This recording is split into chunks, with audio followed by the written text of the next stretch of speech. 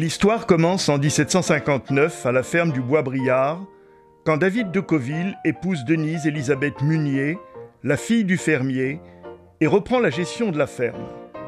Ses cultivateurs, notables courcouronnais, sont à la tête d'un capital foncier important et s'apprêtent à jouer un rôle décisif dans la révolution agricole du XIXe siècle.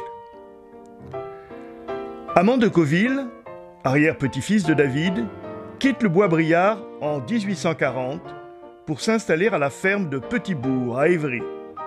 Son objectif est d'en faire une ferme modèle et moderne. Citons l'encyclopédie agricole complète qui lui rend hommage en 1880. Amand de Cauville a été l'un des agriculteurs français les plus célèbres du XIXe siècle.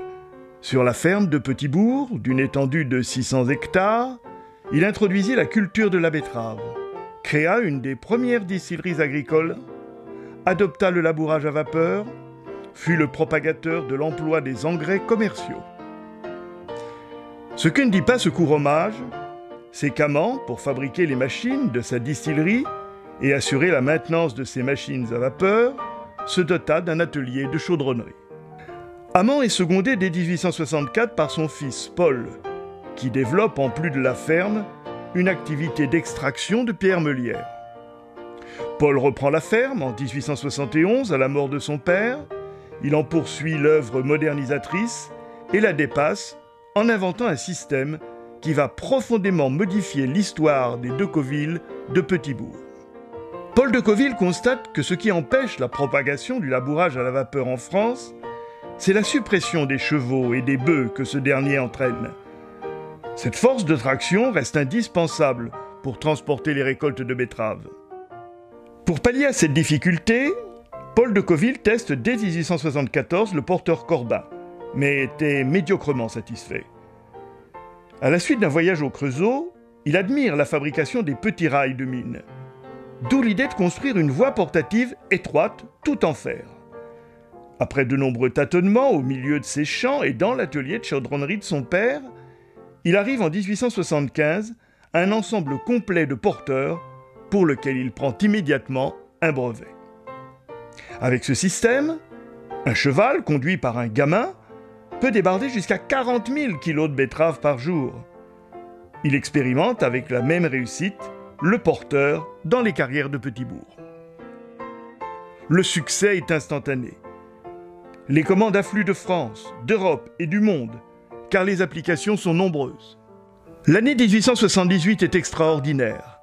Le porteur remporte la médaille d'or de l'exposition universelle et un prix d'honneur de la Société des agriculteurs de France. Le système, tiré par un poney, transporte même les visiteurs du jardin d'acclimatation. Paul de Cauville reçoit la Légion d'honneur.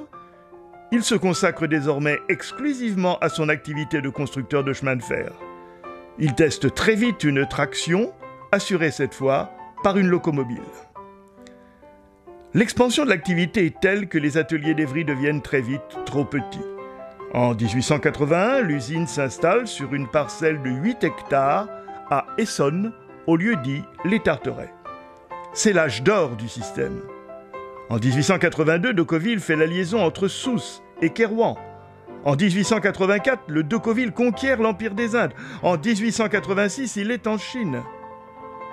Le porteur est utilisé aussi bien pour le transport de canons que de baigneurs.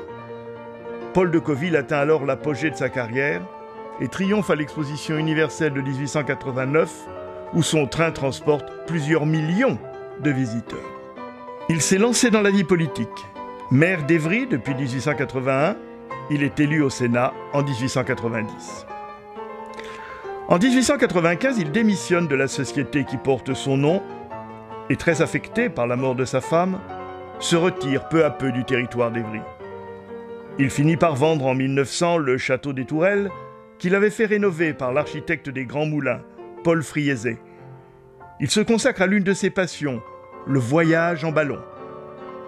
À l'exposition universelle de 1900, on le voit soutenir financièrement un projet de phono-cinéma-théâtre, ancêtre du cinéma sonore. Infatigable, en 1910, il crée une société de travaux publics pour exploiter une nouvelle invention, la cuirasse de Cauville. La société de Cauville poursuivra son activité de longues années après le départ de Paul de Cauville. Ses voies étroites joueront un rôle essentiel pendant la Première Guerre mondiale. Près de 3000 km de rails auraient été posés. L'usine produira des locomotives à vapeur, du matériel roulant pour voie normale, des voitures de métro, le prototype du premier turbotrain, des autorails, des grues, des génératrices électriques. D'autres modes de transport seront développés avec moins de succès, des automobiles jusqu'en 1909, des bicyclettes jusqu'en 1900. Aujourd'hui, la société Marel de construction de bennes pour camions à Corbeil est la dernière héritière de la société de Cauville. Le destin exceptionnel de la branche Petitbourg et de Cauville ne doit pas faire oublier le rôle de la famille de Cauville, oncle, frère et neveu de Paul, dans l'histoire agricole et politique du territoire. Leurs fermes ont été des lieux privilégiés d'expérimentation et d'innovation, comme à Aigrenay, à Comblaville ou au Bois-Briard. Le quotidien Le Matin en 1889 relève même que la famille de Cauville est celle qui compte le plus grand nombre de maires en Seine-et-Oise. Courcouronnes, Évry, Tigerie, Goussainville. Toutefois, au début du XXe siècle, une grande partie des membres de la famille finit par quitter le territoire.